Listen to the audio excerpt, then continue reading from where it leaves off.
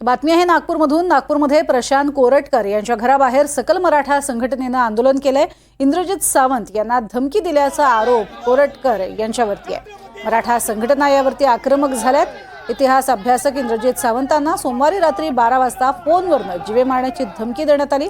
इंद्रजित सावंतांना धमकी दिल्याप्रकरणी नागपूरमधील प्रशांत कोरटकर यांच्यावरती कोल्हापूरच्या जुना राजवाडा पोलीस ठाण्यात गुन्हा दाखल झालाय।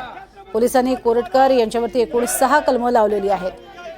या संपूर्ण प्रकरणामध्ये मात्र मी असं भाष्य केलेलं नाही, मी फोन केलेला नाही आणि सावंतांना ओळखत नाही असं कोरटकरांनी म्हटलं होतं।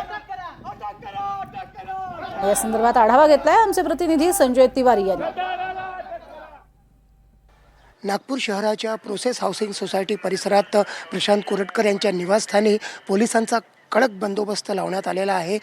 बेलतरोडी पोलीस ठाण्याचे पोलीस निरीक्षक मुकुंद कवाडेजी स्वतः इथे आलेले आहेत। त्यांच्याशी बोलूयात। सर, काय व्यवस्था करण्यात आलेली आहे आणि आंदोलनकर्त्यांनी काय केलं आणि त्यावरती आपला काय रिस्पॉन्स होता?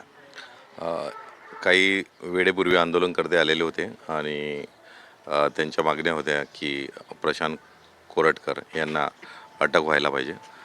त्या पद्धतीने कोल्हापूर पोलीस स्टेशनशी आमचा संपर्क आहे, आम्ही कोऑर्डिनेट आहे। त्या पद्धतीने तपाससुद्धा सुरू आहे आणि त्यामध्ये तात्काळ लवकर कारवाई करण्यात येईल। आपण इथे जो बंदोबस्त लावलेला आहे कधीपर्यंत राहणार आहे आणि आपल्याला काय वाटतं, प्रशांत कोरटकर यांच्याशी संपर्क साधण्याचा जो प्रयत्न करण्यात आलेला आहे पोलिसांच्या वतीनं, ते कुठे आहेत?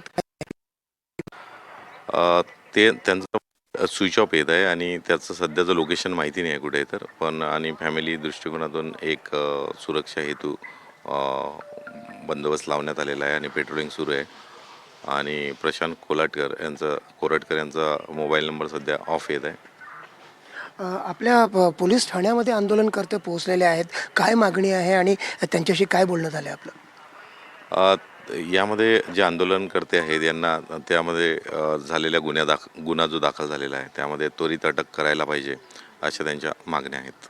खूप खूप धन्यवाद। तर मुकुंद कवाडे आपल्याला सांगतायत की आंदोलनकर्त्यांची मागणी आहे की प्रशांत कोरटकर यांच्यावरती कठोर कारवाई झाली पाहिजे आणि त्या अनुषंगाने त्यांनी आज आंदोलन करण्याचा प्रयत्न केला। प्रकरण चिघळण्याच्या पूर्वीच पोलीस इथे बंदोबस्तात वाढ करण्यात आलेली आहे। आता हे पाहणं गरजेचं ठरेल की पोलीस या प्रकरणाला पुढे कसे हाताळतात आणि काय कारवाई करण्यात येते। व्हिडिओ जर्नलिस्ट विनय शुक्लासोबत संजय तिवारी, NDTV मराठी, नागपूर।